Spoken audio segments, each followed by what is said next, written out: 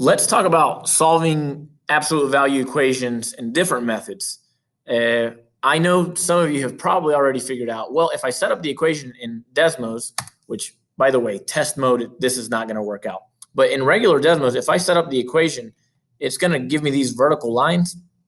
Those vertical lines happen to be the answers. So it's a really easy way to check your work, that your answers are -3, x equals -3, and x equals +3. Right? You can actually do that. You probably remember this fourth equation. The answer was 8. Well, here it is. The answer is 8. I guess a real easy way to check your work. That in itself is not solving by graphing. So we need to really learn the concept behind this because your test version of Desmos is not going to have this feature. So let's look at absolute value of 3x equals 9. If I'm going to think about that equation, I first need to think about the function, the absolute value of 3x. Well, that's an absolute value function. It's got a vertex at 0, 0. And again, it's going up 3/1. It's just a steep-looking absolute value function. All right. Pause for a second. This is important. It is very important for us to understand how to solve with graphs and with tables. That's what this video is about. So we've got this function.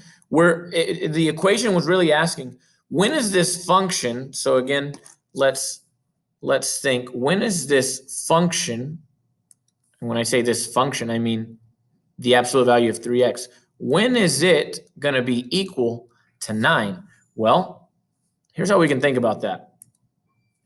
9, last time I checked, 9 is an output right about here. So we're really looking at these spots, right? When is that function equal to 9? We could even graph the constant y equals 9 and simply find the intersections. -3, 9 and 3, 9. Not sure why it says right here. Okay, that is basically it. I solved it with a graph. All right, because I thought about when is the output of the function equal to 9. Okay, so let's continue. What about this second equation that we had? Absolute value of -4 plus 5x. Well, I'm going to think about that function. So I'm going to graph the function -4 plus 5x. I could even say f of x equals, right? Or I could even say y equals, right? And there's my function. It's, again, a steep-looking absolute value function. And I'm simply going to look at when is the output equal to 16. So I'm going to say y equals 16. And we're going to have to zoom out a little bit. But you'll see your answers are 4 and -2.4, which I think that's that was -12/5. All right. That's the way the cookie crumbles with that one. So again, this is not a very complicated process. When I look at this one, at this next one, I can graph 5 minus 8, absolute value of -2x. All right, and there's the function. And I wonder, where is that function equal to? Y equals -75. Right. Well, again, I'll have to zoom out some. All right, but it looks like it is true at 2 points, at -5 and at +5, which you recall those were our answers. So hopefully this is making sense. All right, let's recap what we have done so far. All right, so if we are to actually find solutions to equations, this is really true of any equation, right? I am going to think of it as a function equal to another function.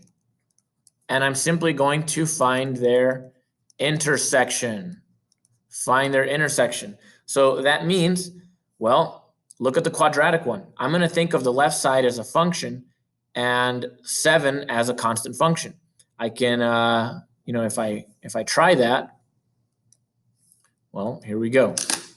Absolute value of x squared minus 4x minus 5 gives me this funky looking quadratic. All right. And when I graph, and I'll zoom back in, when I graph y equals, I'm going to move myself. All right. When I graph y equals 7, I get the sign. And do you remember we had 4 solutions?